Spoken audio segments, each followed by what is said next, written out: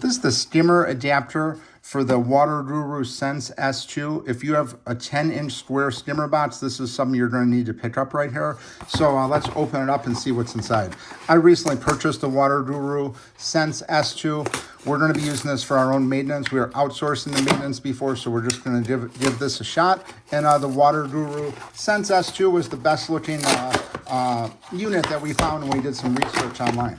So this is what it looks like right here. This is made, the packaging is really nice. You would see it was definitely not easy to open, but they do a really nice job in packaging. And this is just really nice plastic. It's very consistent with the actual unit and the skimmer box that comes with it. The center part, it's just made out of really hard plastic. You could see here, it's not really too bendable. It's made very well. I could see this lasting really well. And again, this is the 10-inch adapter.